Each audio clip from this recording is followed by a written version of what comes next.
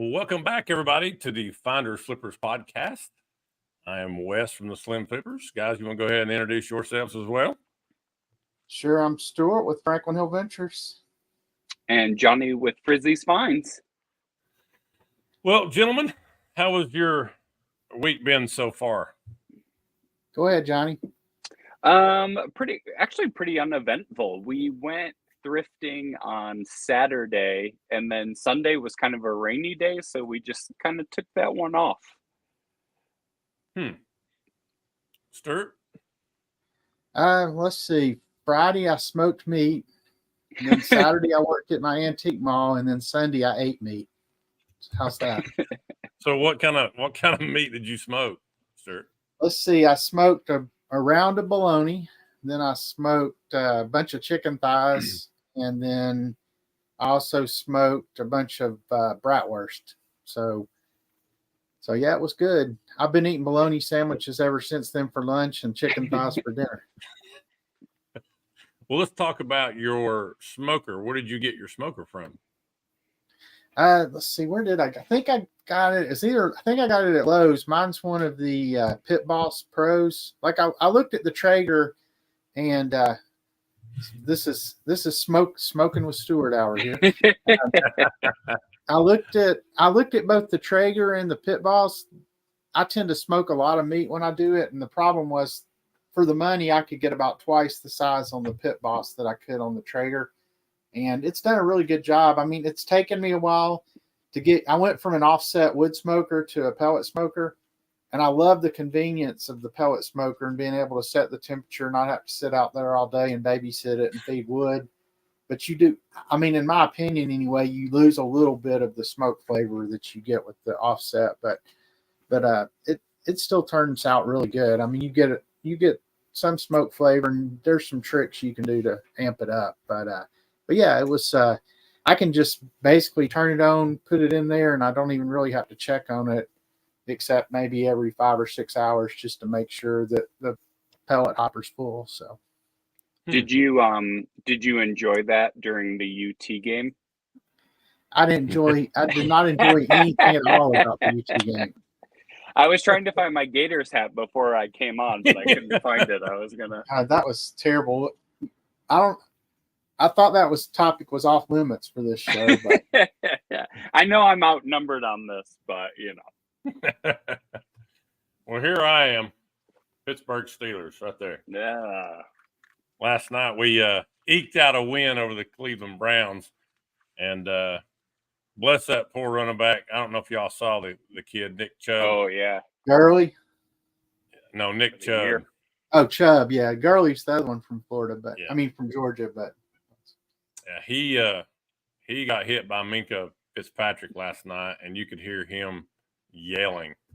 Yeah, it was so bad, and you know, God bless him, because I know they said today he's tore 3 of the 4 ligaments in his knee.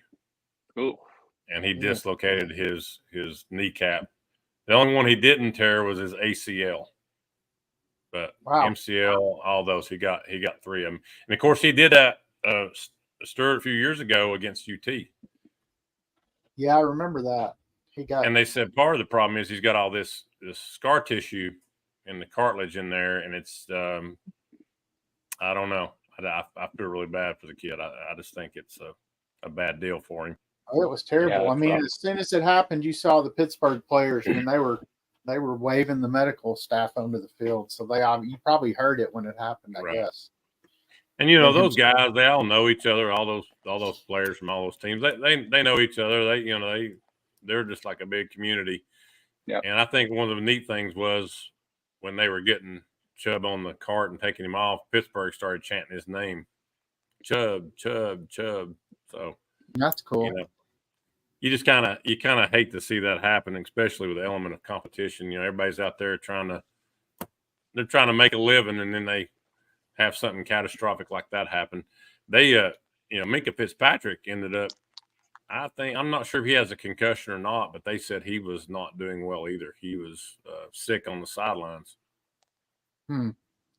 Yeah, I mean, you hate to see anybody get hurt. I mean, even if UT's playing somebody, you never see want to see somebody get hurt for the other team, Right. especially something as serious as that was last night.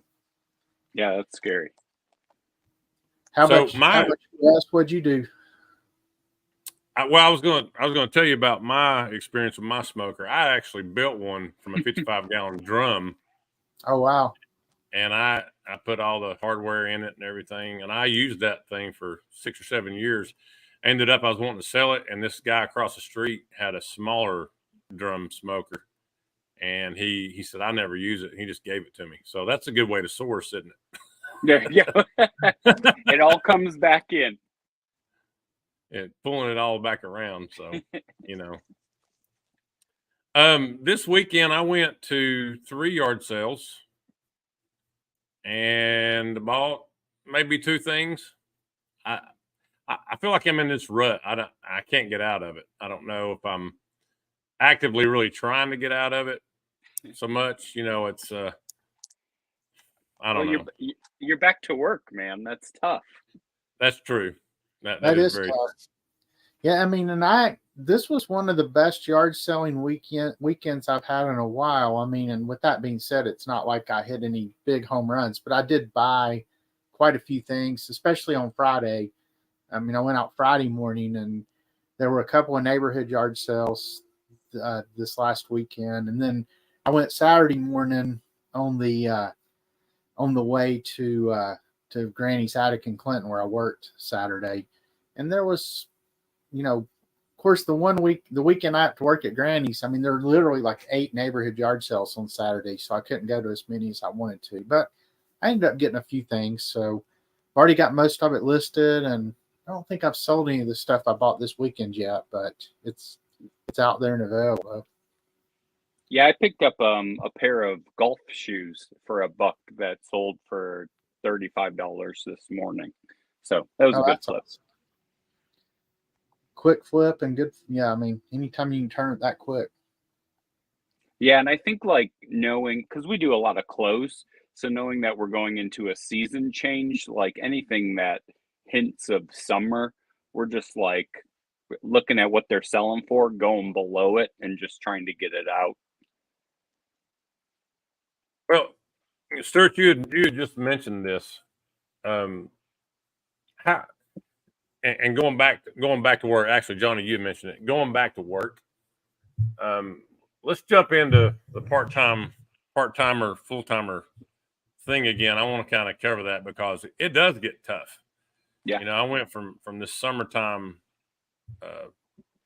just kind of doing my own thing and sourcing when I wanted to now I'm fully back into teaching school, and I've been doing a fall league for 6 weeks now, reffing basketball.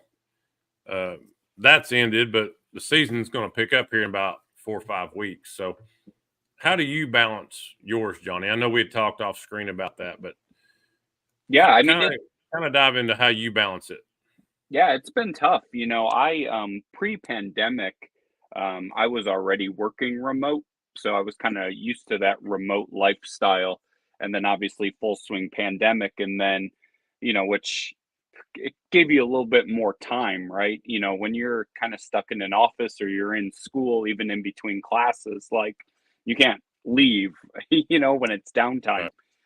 Where when you're working remote, or, I was working hybrid for a while, if I had 2 hours, we'd drop off packages to the post office. We'd go into the local Goodwill. I'd be back in time for my next meeting, none the wiser. But I know for me at work, things have been tightening up. I've been having to be in the office more, and it's been hard. And, to your point, Wes, like being in a rut and not sure you're trying to even help yourself get out of it. Like I feel that exact same way.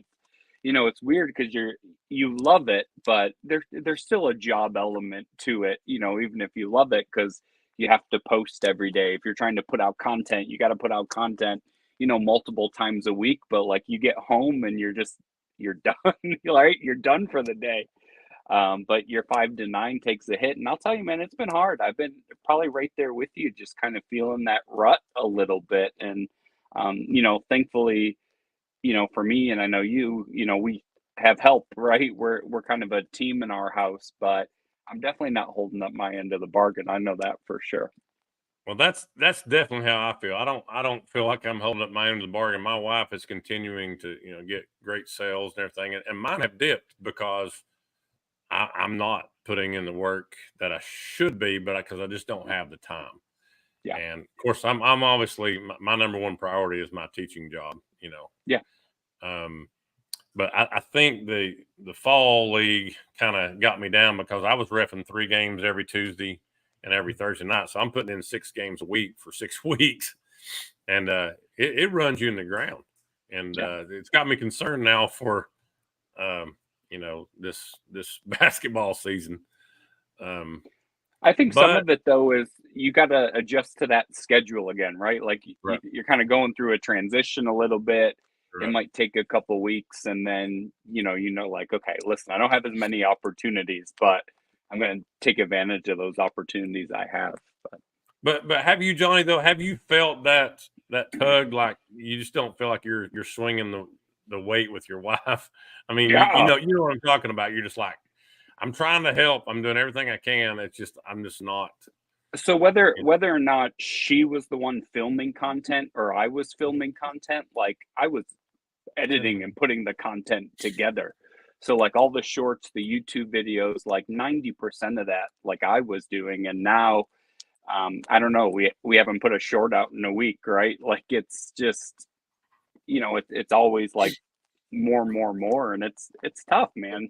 But again, like my job brings in the household income, right? Like what we do reselling, what Frizzy does, and what I do, that's kind of like our extra bonus money. So like my job, it has to be right. At the end of the day, like that's our health insurance, that's everything. But I don't know, it kind of like sucks feeling like, you're just not doing it, but you're doing it, Well, right? Like you're providing, but to insult the injury here, my wife's in there watching us in the other room. She just brought these in. She just now sold these $50. So I'm gonna hand those back off. So, I'm getting smaller and smaller. I'm the smallest reseller on YouTube now. I'm the tallest, but the smallest. But Stuart, for you, like, doing this full time, like it's a job though, right? Like Wes and I, if we're slacking, like we're slacking on our side hustle.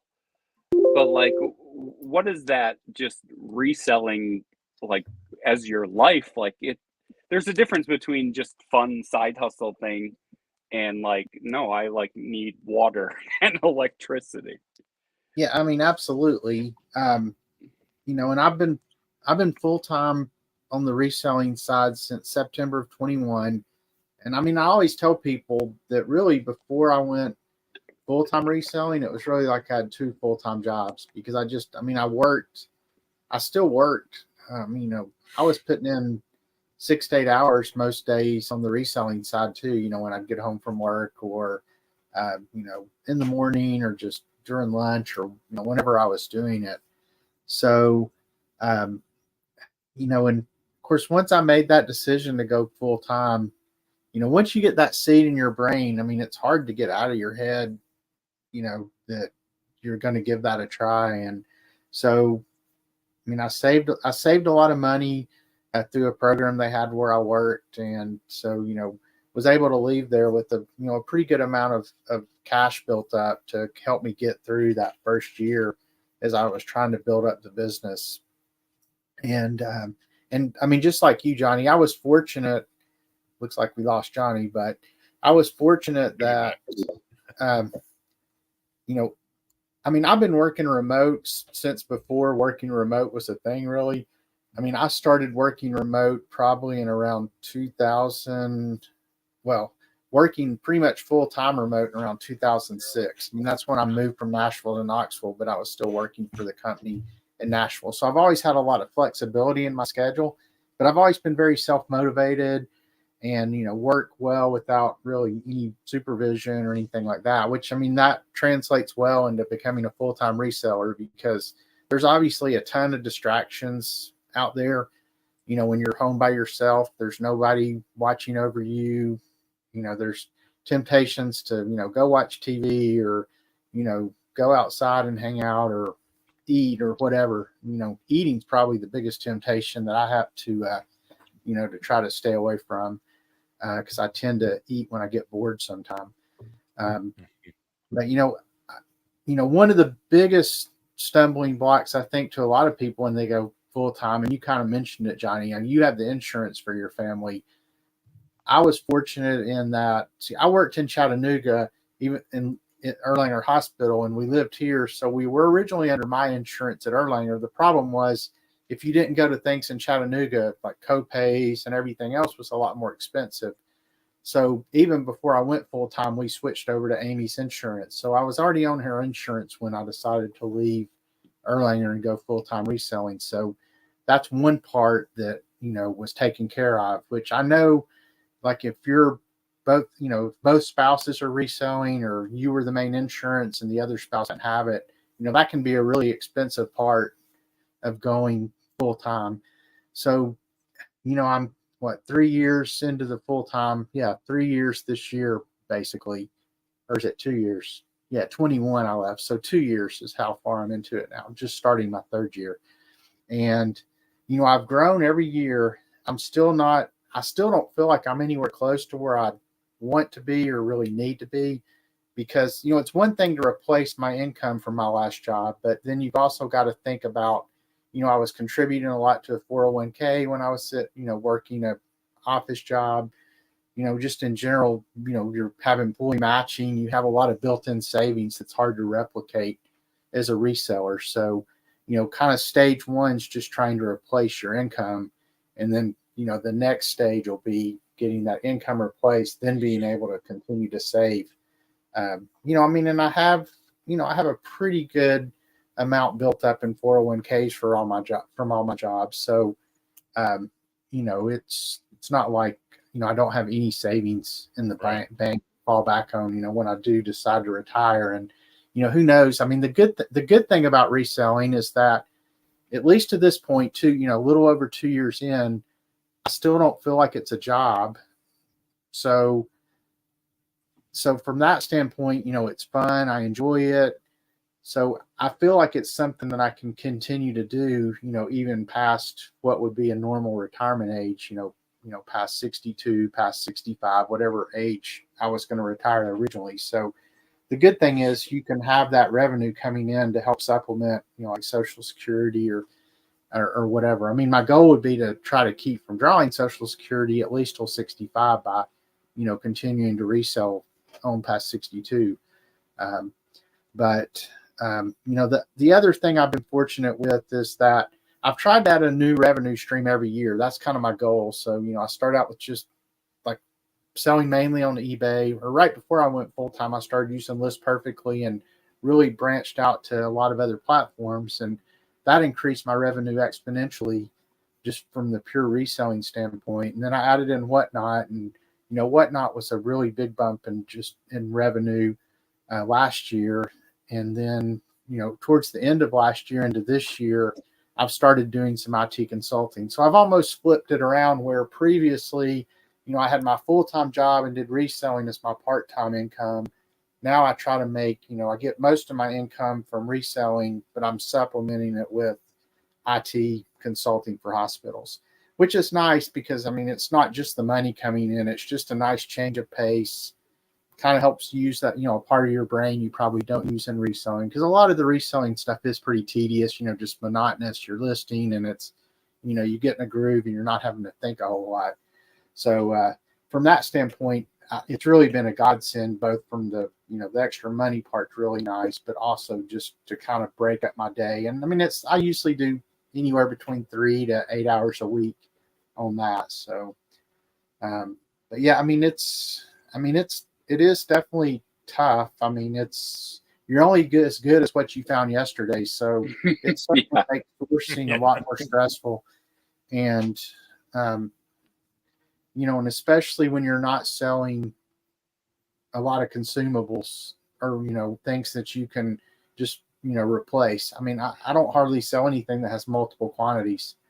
Unless I get a set of China, and I'm selling that, but it's still, not anything I go out and order, the next batch of it from Alibaba or wherever you might go replenish stock from. So pretty much everything I sell, once it's gone, it's gone. One thing that I've started leaning on is my death pile. Now, I don't have a major death pile, but I find a little bit more comfort in it that I feel like, I'm doing something. I'm not just stuck completely dead in the mud.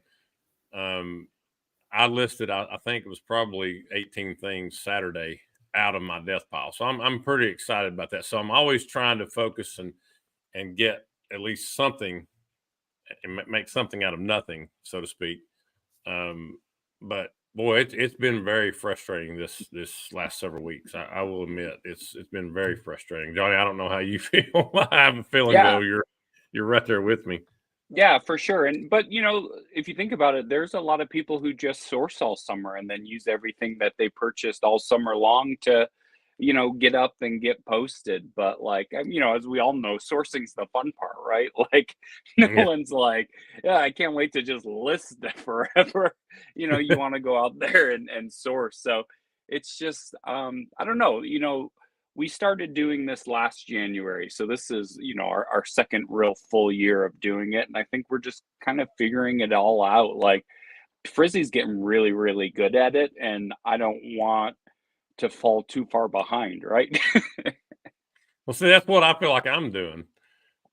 My wife is, I mean, she's going. Just Yeah. like, wow. She's like, hey, I sold it. I just showed you the boots she just brought in here. And I was like, she goes, I just sold these, just listed them like 2 hours ago. So, Yeah. woohoo, So how much have y'all seen a slowdown in the summer in your sales? I mean, have you seen much of any slowdown? Yes, we have. Thanks. She says Have she has. Have you been listing as much though? I mean, is it truly we're listing the same amount, not seeing the same amount of sales, or is I've it? been listing more actually. Well, that's I've the been good thing listing more. is that's getting ready for quarter 4. Which will. Right. I mean, it's been funny just the last. Well, I don't know if it's funny, but it's been good just the last 2 weeks. I know we're getting close to quarter 4 with October 1st coming, and I have seen a big uptick in sales.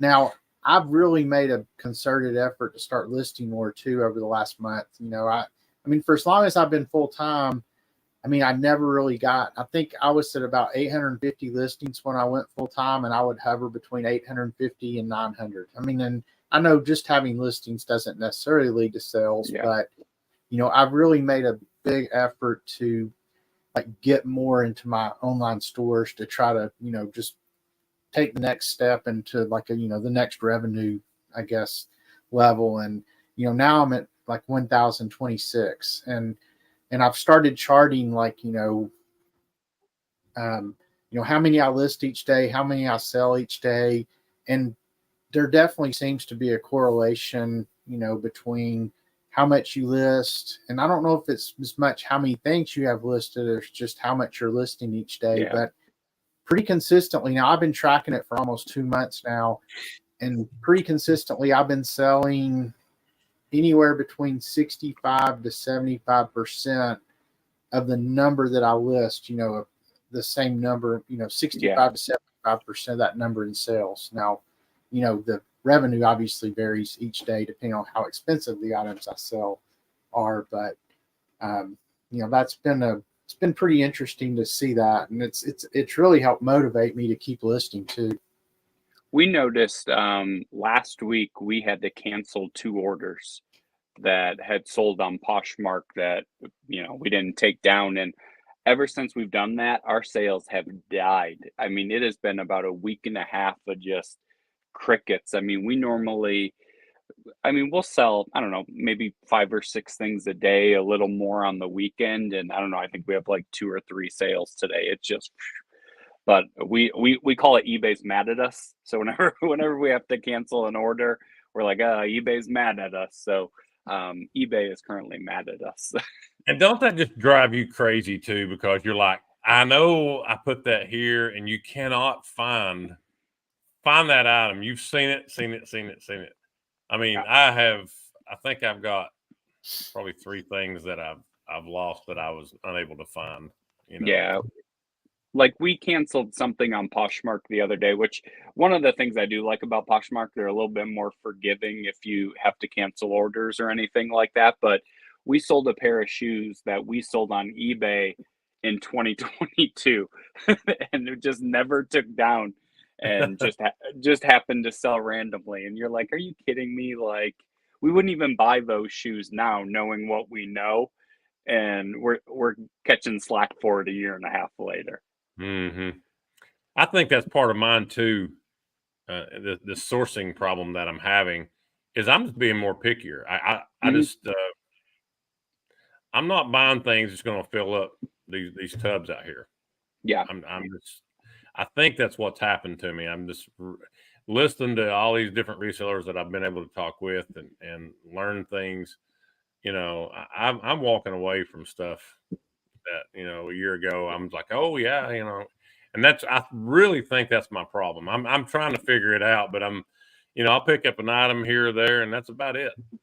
I hope that's what it is, because I know I'm in some sort of reselling dip right now myself personally. Yeah. My wife is not. So, but when we first started, I mean, we used to go to the Goodwill bins and just fill bins. I mean, we would fill bins and go back home, and we went from 0 to 1,200 listings in like maybe 2 or 3 months, like just psycho. And we've held at about 1,200 listings for the last year or so. Just, sometimes we dip a little below, sometimes we go above, but we've been pretty consistent at like 1,200 listings. That's where we're at. We're at 1,200 right at as well. But I think one of the things. Go ahead. I think one of the things for us we're trying to figure out is like, how do we grow?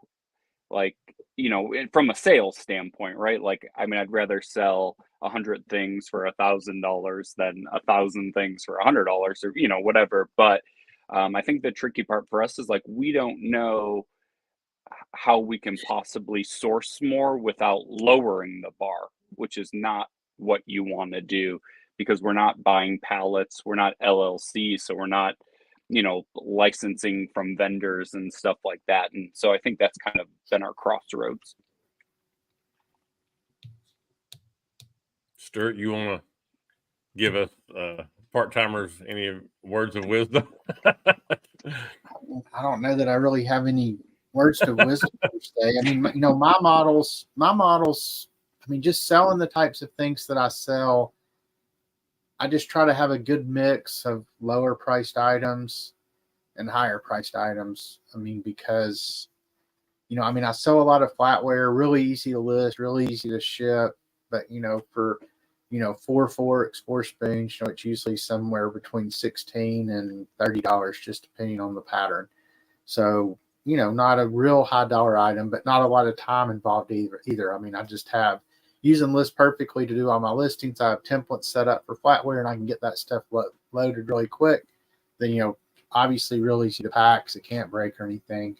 But, I try to mix in things that, are $100 plus items. And then, of course, I do have the 3 antique booth locations, and that's where I sell most of my, like if you were to just look at my eBay store, or if you looked at all 6 platforms I sell on, between, eBay, Etsy, Mercari, Poshmark, Facebook Marketplace, and Depop, you would look at my revenue and think, he's not making full-time revenue necessarily.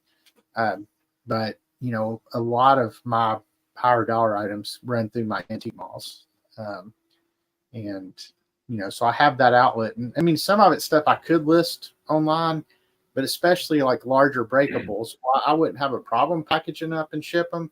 If I can sell them for the same, or similar in my antique malls, it's, I don't have to package it. I don't have to worry about it being returned. I don't have to worry about any of that stuff. So it's just a whole lot easier to do that.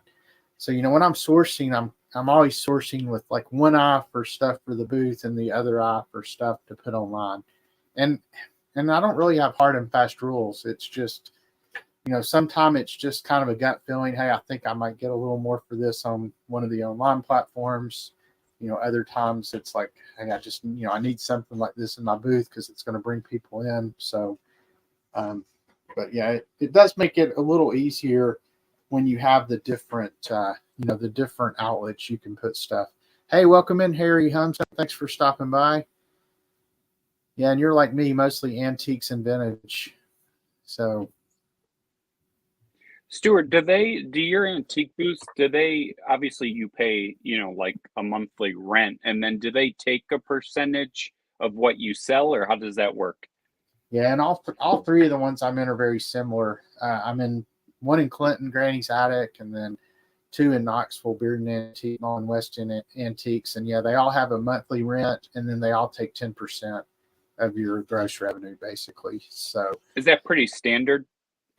yeah, I mean, at least in this area, I mean, I was talking to a guy the other day who I think he lives out in California, maybe, and he has a booth at a place and he just pays rent. They don't take any commissions. So I guess it just depends on the place, but that seems to be pretty standard here in Knoxville. And, and the like price per square foot, it's pretty similar to the three places I'm in. I have so much space in Clinton, I get a little bit of a break there. I have the equivalent of 4 booths in Clinton.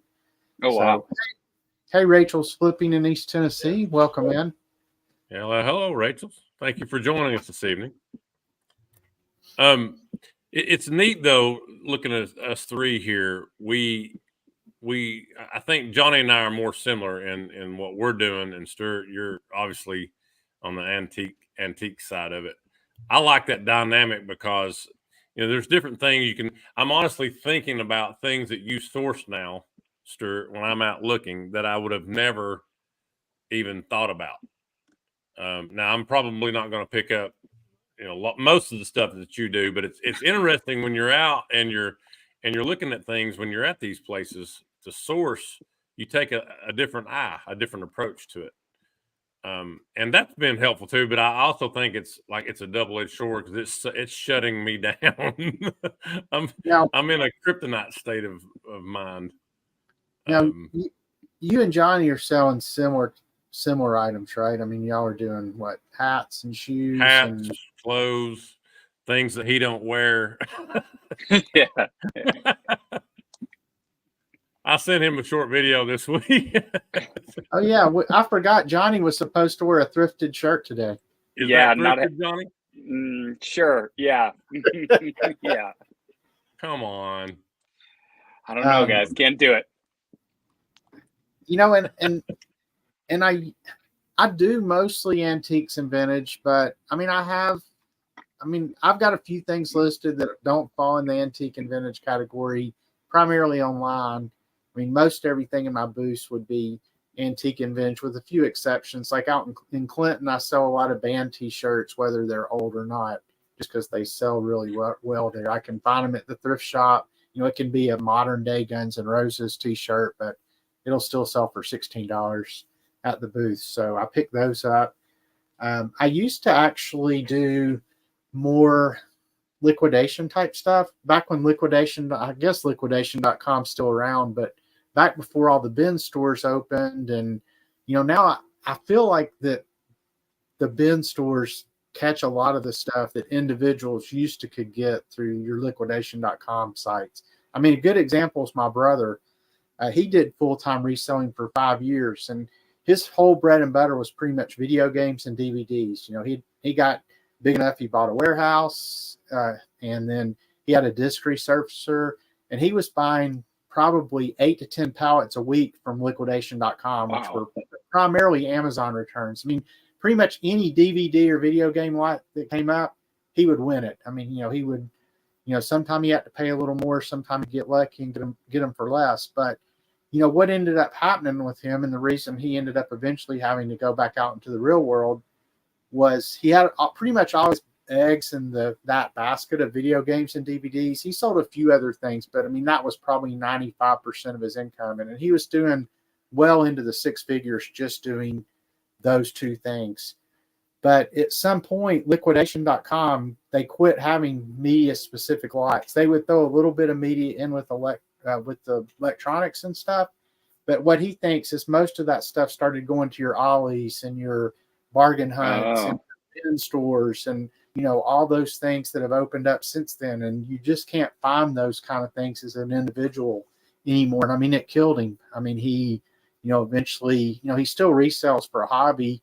But yeah, he ended up having to go back into retail like he did before. So, I mean, I've kind of, Rachel's got a question there for you. oh yeah, Rachel. So it's actually kind of neither. It's, so I don't know if you've been to downtown Clinton, Rachel, but they have a historic downtown antique district. So we're in Granny's Attic, which is just one of the antique stores down there. So it's mostly antiques and vintage. I mean, there's obviously, when you go into Granny's, is probably the most eclectic store down there, and you'll see a little bit of everything. So there's some flea market type stuff, but for the most part, it's all antique and vintage. So, and just a quick plug for Clinton, October 7th. So the 6th and the 7th, I think, or that whole weekend, is the Fall Festival in Clinton. So if you're anywhere in the area, I would highly recommend you coming to Clinton. They close all the streets down. They have street vendors. There's food vendors.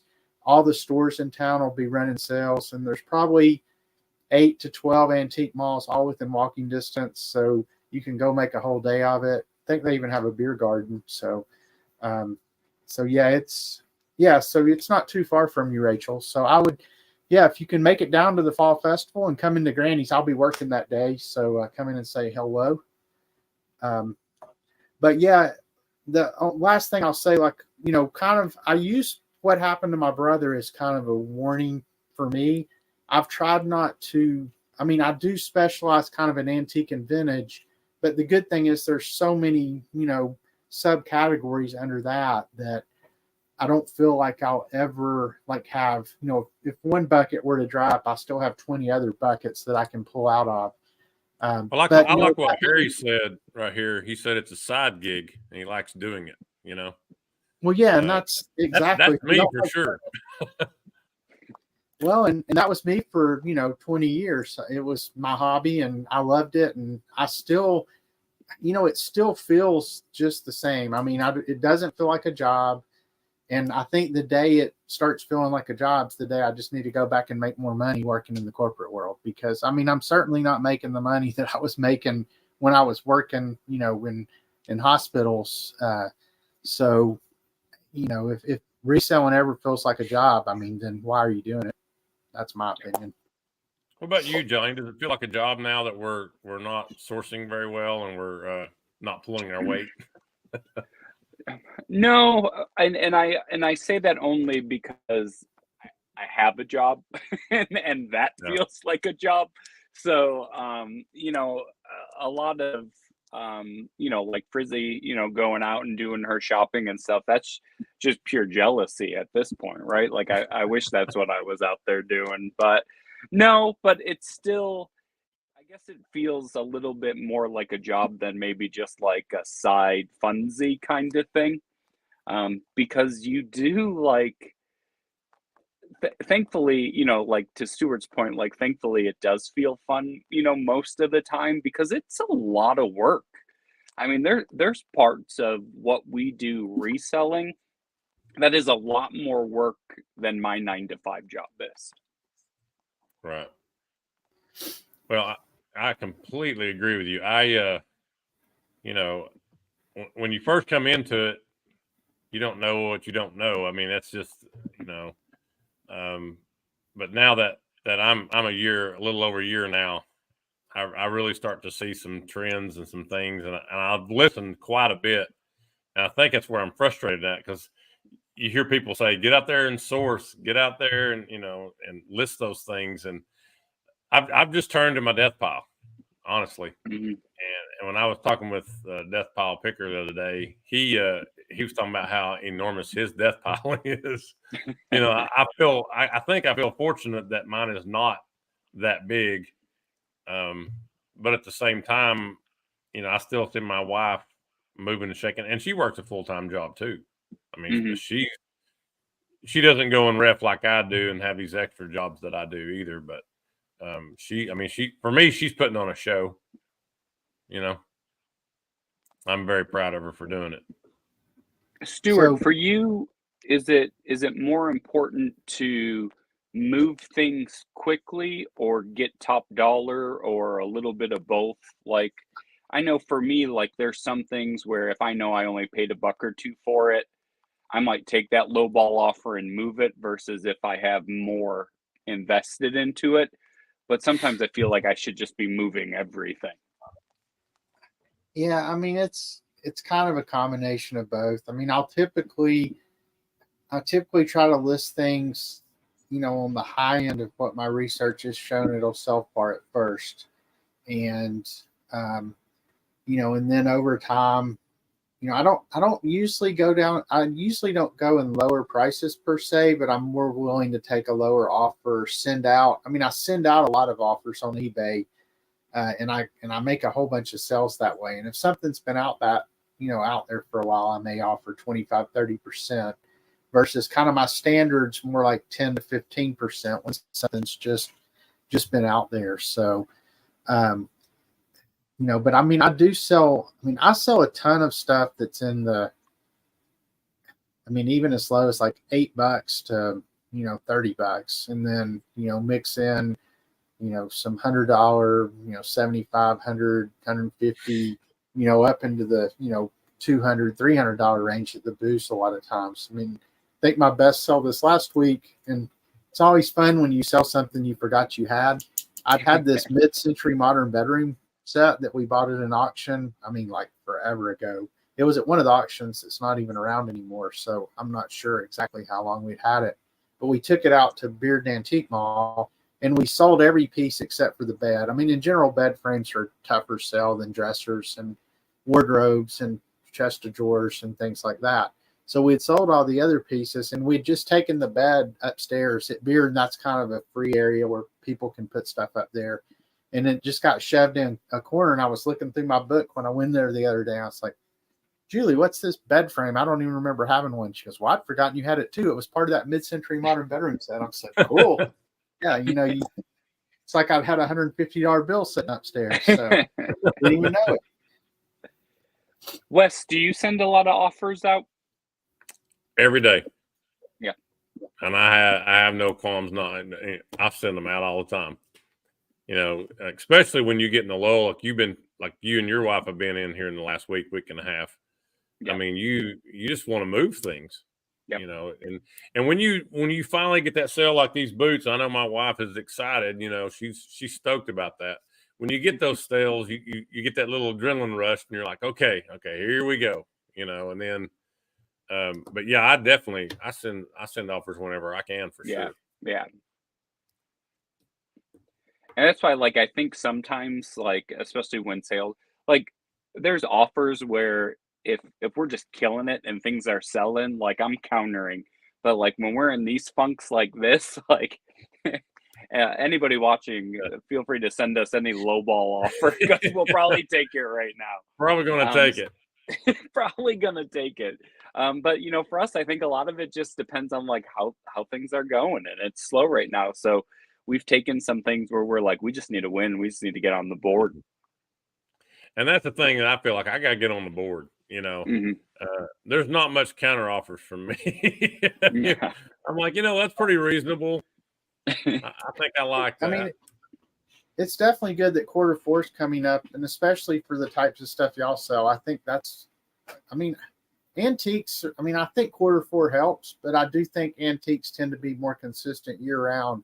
Whereas I believe when you're in clothes and shoes and Christmas starts getting closer, electronics, those types of things, I think quarter four usually probably sees a huge bump.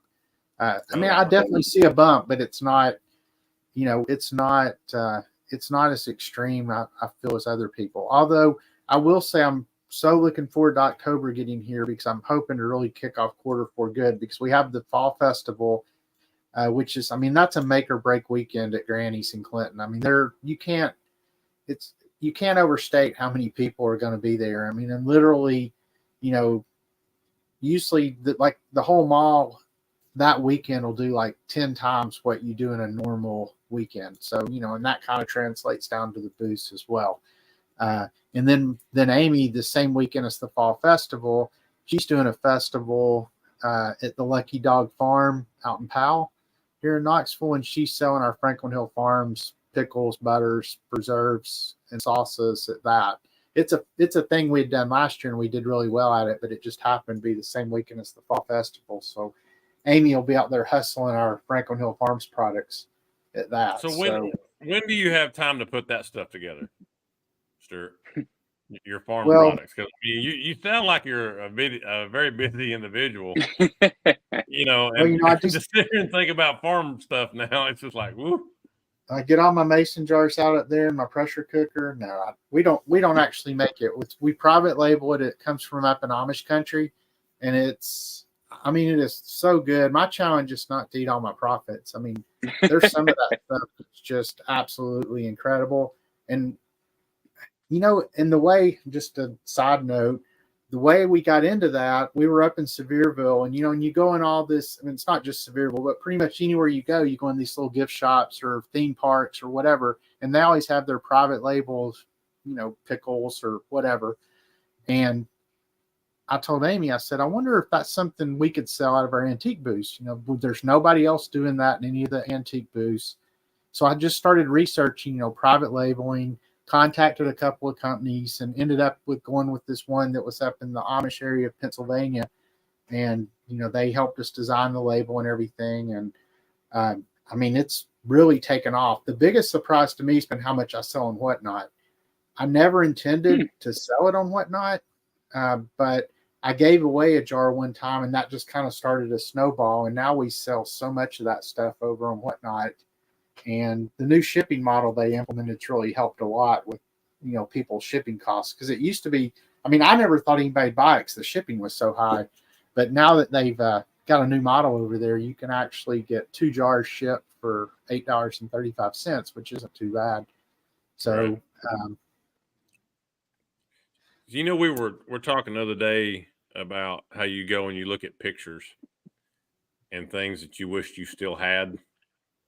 That you either grew up with or whatever. Yeah. Right this moment, Stuart, I'm looking behind you, and you have Big Bird back there. Yeah. Okay. I want you to grab that real quick because I want to see if it's the one where you put your fingers in it and make the beak move and talk.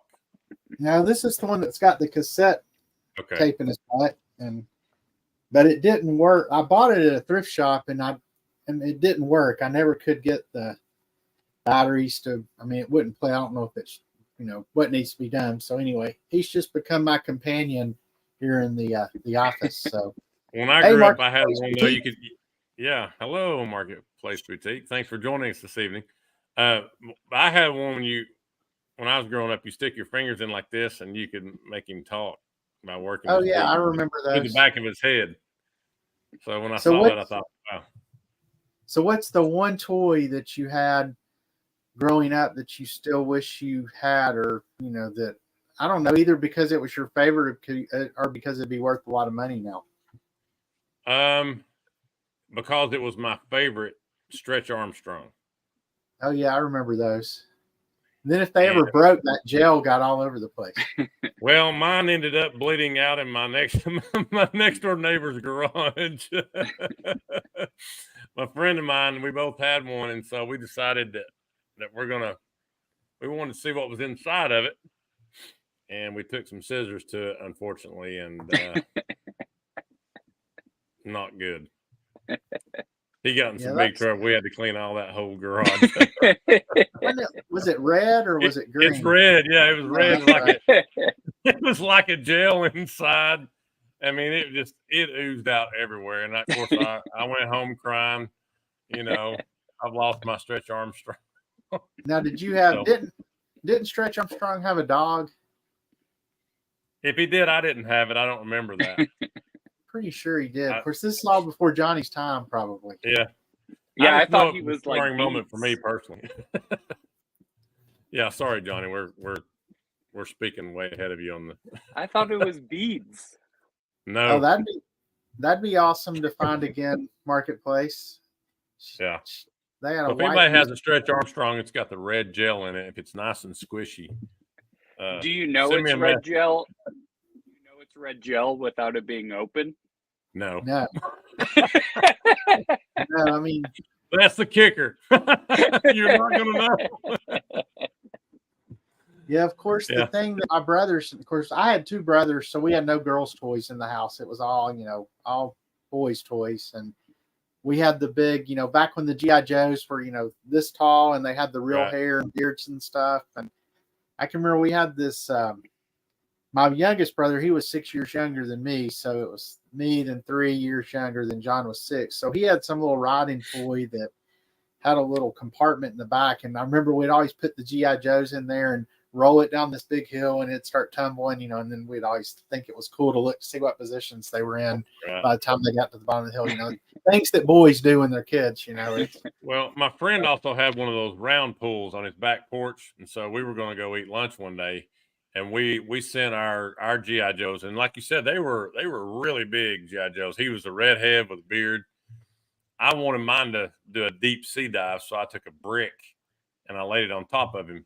We were probably eating for 30, 45 minutes or so. Came back and he's floating. His head's over here. His legs are over here. Torso was still underneath the brick, but boy, the rest of him didn't make it.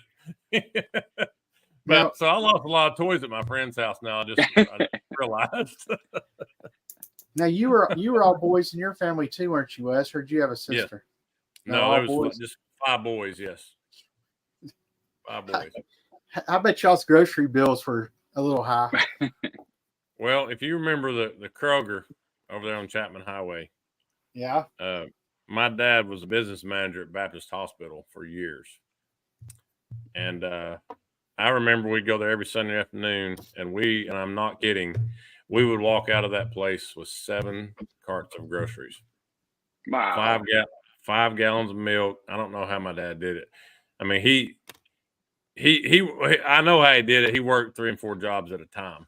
And so that's why when I work like I do, it doesn't seem, anything out of the ordinary. I was just used to, he would work all day long at the hospital, come home and run a cash register over at the Bilo Market on John Sevier for 4 hours. And just so everybody in the listening audience can kind of get a mental picture, Wes is 6'7", and he's like the short one in the family. So you can imagine how many groceries they probably ate as kids. Well, here's our height, starting with the oldest: 6'6", 7 foot, 6'10", 6'4", and I'm 6'6". So you're the second. So you're the second shortest. Yeah, but bless my parents. I mean, I don't know how or why they did it. Well, it's funny. Like, I'm the oldest, and I'm 5'11". That's what I'll say. I'm really probably more 5'10" and a half, but especially now that I've gotten older. But then my second brother, my middle brother, he's 6'2". Then my youngest brother is 6'6". So everybody used to always tell my mom, if you'd had another boy, he'd have been 7 foot. But what about you, Johnny? So I had, do you guys remember those like WWF figures, but the big rubber guys? Mm-hmm. I had, probably like 30 or 35 of them that when I was moving out of my parents' house, I sold on eBay for probably pennies on the dollar, because I probably lost money on shipping. But to have all those guys now, to be able to resell them, woof, man. My wife right now has Andre the Giant, that one you're talking about. That is like the tall rubber one. And it's rubber, yeah. It's made of rubber. Did you have the ring? Did you have the wrestling ring and everything that went with it? Yeah, all of it. I had the blue steel cage that would attach to the ring, back in the 80s, when it wasn't a fence, but it was those big blue squares. Oh, yeah. Marketplace Boutique says, I used to have a white musical Teddy from the 70s, still looking for him again. And that's the thing about it. You go back and you look at your pictures, you may see old videos or whatever, and you just sit there and you go, man, what happened to that? And I mean, do you all have anything from your childhood, toys and stuff?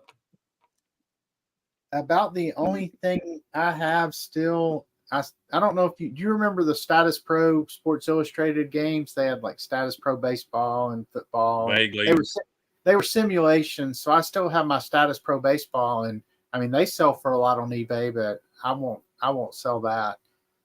Although my brother found one. What's that? I was just going to say, my brother found one of the Status Pro sealed at a game shop the other day, and he paid 15 and sold it for like 150. So there's a bolo for you. Hey, Happy Picker. Yeah, thanks for joining us, Happy Picker. Appreciate you. I have a Tonka truck that I think I got when I was 10 for Christmas, and it has the wheel where you can take it off and change out the wheel with a little jack. You jack it up. I have held on to that for quite a while, and I won't let it go. But so I have binders and binders of overproduced late 80s, early 90s baseball and football cards that are probably not worth the cardboard they're printed on, and I've moved with me like 12 times, but I still have all of them. Oh, see, Jimmy from Old School Flips is yelling, "Hey, what's up, Jimmy? How you doing, sir? I hope you're going to be able to join me tomorrow night on the Slim Flippers." So yeah, looking forward to that episode. Do what? Looking forward to that one. You're am too. Now, he's been doing some Instagram things where he's been walking through these graveyard. He's got a graveyard near his house, but he think he's losing some weight. He's working on a diet and stuff. So, I'm proud of Jimmy for that, especially me being a PE teacher, trying to get healthy. I'd be losing weight walking through a graveyard too, but well, he said on the last podcast, he goes, "I see what you're saying." I said, "Is there something you're trying to tell us?" And he's like, "Well, no, not really, but And Death Pop Picker said, just go ahead and dig a hole, So if you guys are out and you find something from your childhood, do you pick it up? I mean, at this point, only if I think I can sell it. I mean, I'm not a real nostalgic person. Right. Like I do have a lot of books from when I was a kid too, and I won't sell those. But for the most part, I don't like if I found an old G.I. Joe, I'd think it was cool. I had it, and I know I'd have the pictures from where I listed it. But yeah, I would be selling that thing. So I had an opportunity to buy a thing that I used when I was a kid. It had it's like a little car garage where you go up the ramp and you can park your car, or you can go in the little thing and it cranks down and dings the bell. I left it though. I didn't. I mean, nostalgia only goes so far because it wasn't mine, and it was basically wore out. But yeah, I'm like you, Stuart. If I can resell it, yeah, I'm probably gonna pick it up. But at this point, I'm trying to save space. I don't have to get another storage building. It's all about storage at this point. I found a sealed Batman action figure at Salvation Army a couple weeks ago, and it was one that I had as a kid that I actually left sealed. And when I was moving out of my parents' house, like I said, I sold all those WWF figures, so I sold the Batman, and I was like, man, I wish I would have kept it. Like, that was cool, and it's worth like 30 or 40 bucks. So I found it again sealed. I'm like, fate, like God has given me this Batman. I sold it 2 days later. Stuart, you want to read that one? Yeah, I mean, and I agree for the most part with that. Now, I will say that's one place where my booths are nice, because like the difference between the booths and online in a lot of cases is impulse buys. People don't necessarily think about things they're buying at the booth, like if they're online and researching. So if I sell a lot of the Fisher Price. I just sold one of the garages not too long ago, and I sold the airport not too long ago. And they don't go for a whole lot, but you pick them up at a yard sale for a couple of bucks, and I'll usually sell them for, like, depending on condition, $25 to $35. So that's probably more than I could get online because there's quite a few of them listed. So that's where the booth outlets are good for those, like, impulse. Right. People see it and think, "Oh, I had that as a kid. I'm going to buy it." So. But yeah, I'm like Happy Picker here. I'm just sitting there thinking, it's nostalgic for sure, but I don't see the much value. Fisher, and I could be wrong. It could be good to flip. I don't know. Yeah, I think it depends on what it is. So Fisher Price is based out of Buffalo, and one of the rites of passage of being a child of Buffalo is to try to get your child on Fisher Price material, like advertisements or boxes and stuff like that. So the Fisher Price boxes are actually worth a lot of money to people in Buffalo, because a lot of times it's their family members that are the models on the boxes. Interesting. I think the next one we have, I'm gonna bring. You need to try to grab something that's yours, and we'll show them on the next show. I'm definitely gonna bring my Tonka truck up, and I'll show that one off for sure. Yeah, I'll see what I can dig up. I'm sure I can find something. Well, I believe our next one we're going to do next Wednesday night, guys. Is that correct? Next week? If that works for you. Yeah, we'll be on here at 8:00 next week, and we hope everybody out there will join us again. We appreciate those folks that stepped in this evening to join us, and I hope you guys your weekend is good, and hopefully you'll find some good deals. And I know I'm going to get out, and I'm going to try to stay steadfast and get out of that funk, buddy.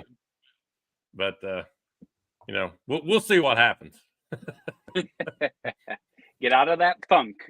Get out of that funk. Weather, everybody wish me out of the funk. I think the weather's supposed to be nice this weekend, so maybe there'll be some yard sales on Saturday for you to go to. I got to work at my antique mall again, both Saturday and Sunday, so that pretty much ties my whole weekend up. But yeah. Well, that is all the time that we have this evening, guys, on the Finders, Flippers, and Reseller Roundtable.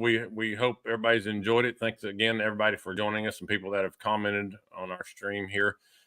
Join us again next Wednesday at 8 p.m., and we'll be back on here as well. So, gentlemen, you all have a good rest of your week, and get out there and find the good deals. Thanks for stopping, guys. See you later. Thanks, everybody. Thank you all.